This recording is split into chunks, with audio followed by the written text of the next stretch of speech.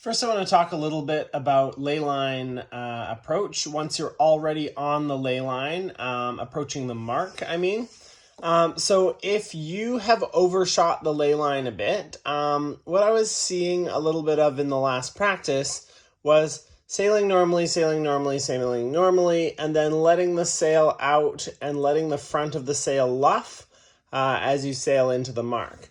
Now, it makes sense to me if you're over the ley line quite early to continue to sail high just in case you get a header and then you sail straight to the mark. So just being conservative with that. But at the point that you realize that there's not going to be any more headers, then you want to be able to convert this distance to windward into speed. So you want to head for the mark at a lower angle, and you want to find a way to do that faster than you would sailing your normal close-hauled course. So in light wind, you can let your kicker off, let your Cunningham off. That's also better for downwind sailing. Don't let the kicker off completely, but let it off to about 90 degrees. And then, so what that does is it creates quite a more powerful sail. So whereas maybe you had this nice flat sail before, you let your kicker off, let your boom come up. So your boom's at 90 degrees. And then what that does to the sail, you start seeing these Cunningham creases, and then you release the Cunningham 2.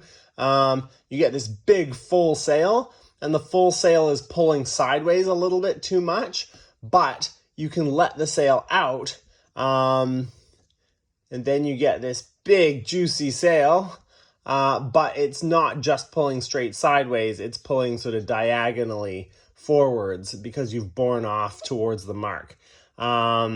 So definitely centerboard all the way down. So that gives you more power, but the power is more lined up with the direction you're going because you're not sheeted all the way in.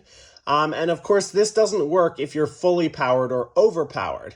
Giving yourself even more power is no good unless you can get planing. So what you do if you're overpowered is actually pull even more kicker on, although you have to be ready to let it off. So I wouldn't do it when you're literally this close to the mark. But if you're a little bit further away, you can pull a whole bunch of kicker on so that you can use some of the power that exists below close-hauled course. So you pull a whole bunch of kicker on. Maybe that means pulling a little more Cunningham on as well, but that's not as critical. And then you're hiking like crazy and sheeting in and out and just trying to get both telltales flying. So your normal close-hauled course, you might have your windward telltales just flickering, and then your leeward telltales flying. So this side, maybe they're flittering back and forth, and then this side they're flying. But when you go into speed mode, going straight for the mark, you get both telltales flying. So that's sort of the easy one. Now, what do if you are right on the ley line or a little bit below the ley line, but you think you can still make it around? So the tempting thing to do here is to point above the mark. It seems logical, but then your sail starts to luff a little bit, or you lose that front telltale even more, and the boat tracks sideways a little bit more. And then when you get to the mark and you have to shoot it, now you don't have much speed. So what you want to do instead is actually point straight for the mark and make sure the sail is working 100%. So that's speed mode again. Get both telltales flying, but be very light on the tiller. Like maybe if you get a little bit overpowered, you can just squeak up, but then fill the sail again.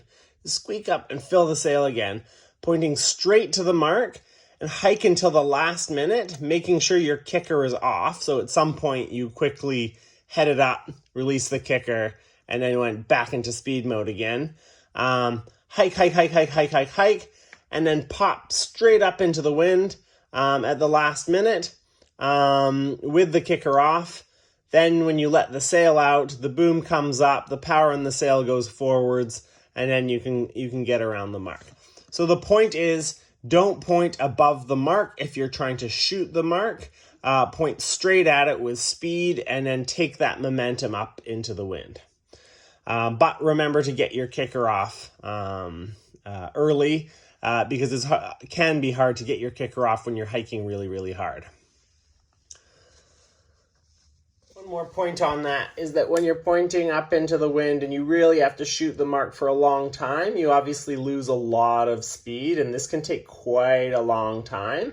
That's okay because these boats behind you have to wait for you because you're leeward, but you're losing to all the boats in front of you, and the boats behind you are probably going to pass you once you get round the mark. So shooting is okay if you go full speed and then only have to shoot a little bit around the mark. But if you have to do an extreme shoot, it is often worthwhile sailing very fast for longer and then practicing this tack and tack back.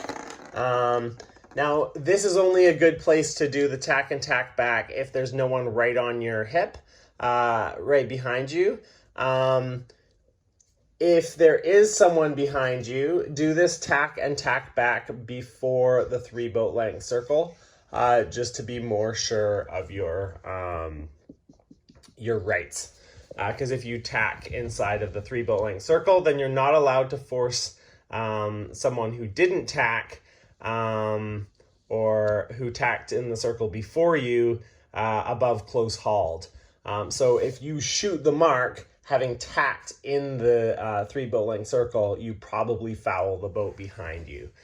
So just remembering double tacks can be faster than pointing high and going slow, or going fast and shooting up a very extreme shoot. So a double tack can be good, but be careful when you do your double tack, losing rights inside of the 3 boat length circle. 18.3 is the rule for that.